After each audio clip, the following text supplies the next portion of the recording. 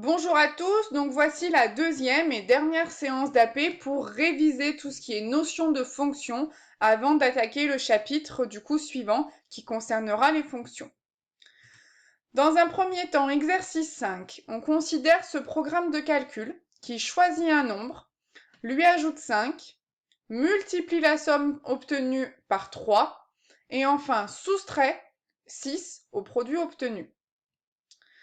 Dans un premier temps, testez ce programme avec le nombre 2. Donc là, je vous rappelle qu'en termes de rédaction, le meilleur moyen pour ne pas se tromper, c'est de refaire avec les petits points. Ensuite, question 2. On note x le nombre de départ. Et vous devez déterminer l'expression de la fonction g qui, à x, associe le résultat obtenu avec le programme. Je décrypte un petit peu. La fonction g qui à x associe le résultat obtenu avec le programme. Ça veut dire que la fonction g, finalement, c'est ici le programme de calcul. Vous devez noter x, votre point de départ, votre nombre de départ. Vous devez donc du coup appliquer le programme de calcul. Et finalement, du coup, le nombre d'arrivées, ça va être votre image par la fonction g. Et donc du coup, là, je vous demande l'expression de la fonction g quand on a x en départ. Autrement dit, je vous demande l'image de x par la fonction g. Et l'image, vous la calculez avec du coup le programme de calcul en prenant x au départ. Ensuite, vous devez déterminer l'image de 0 par la fonction g, puis calculer g de 3, et enfin déterminer quel nombre il faut choisir si à la fin on veut obtenir 18. Donc faites pause pour faire l'exercice 5.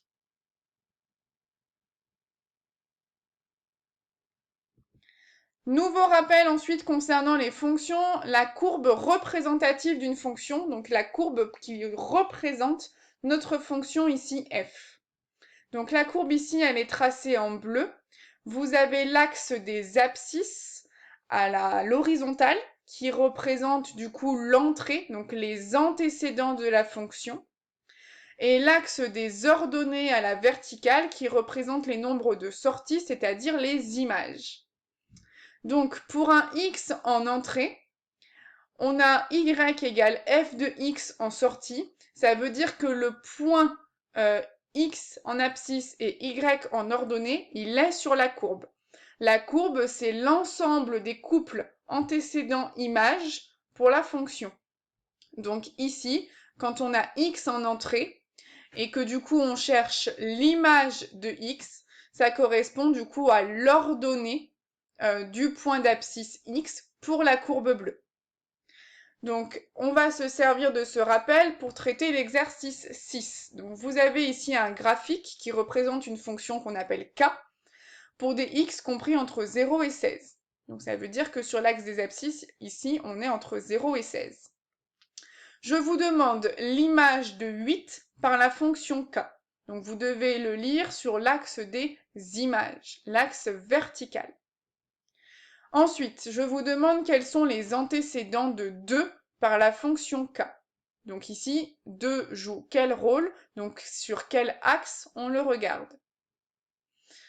Ensuite, quel nombre ont pour image moins 2 par la fonction k. Pareil ici, moins 2, est-ce que c'est un antécédent ou est-ce que c'est une image selon la phrase et du coup sur quel axe on le regarde.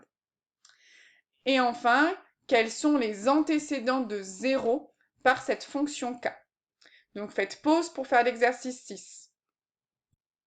On passe ensuite à l'exercice 7, où à nouveau on a une fonction qui s'appelle k. Avec ici la courbe représentative de la fonction k, je vous demande de compléter son tableau de valeurs. Donc ici, x est égal à moins 2, donc l'antécédent est moins 2, quelle est l'image, etc. Et ensuite, dans une question suivante, je vous demande de déterminer les images de 0,5, de 1,5, de moins 1 et de moins 2,5. Donc vous écrivez l'image de 0,5 par la fonction k est, etc. Et ensuite de déterminer les antécédents de moins 0,5, de 2, de 3 et moins 2,5. Donc attention, pour les antécédents, on peut en avoir plusieurs. Donc faites bien attention de ne pas oublier d'antécédent pour la question numéro 3. Donc faites pause pour faire le début de l'exercice 7.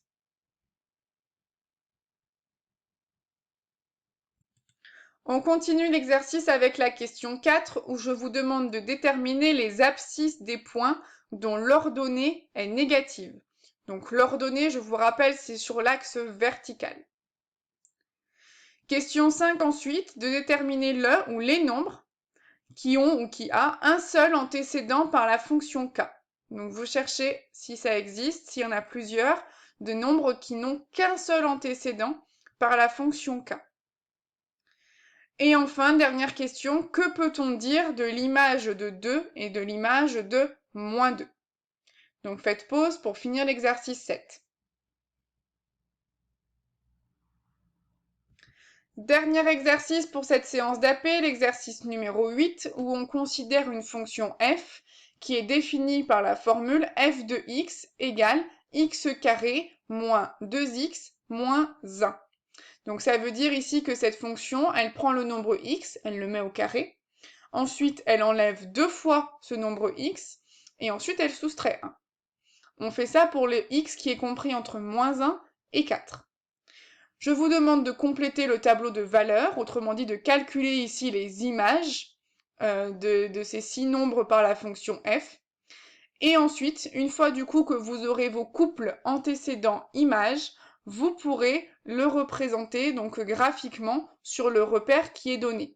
Donc si le repère qui correspond du coup à vos carreaux de cahier, donc que vous pouvez reproduire sur vos cahiers.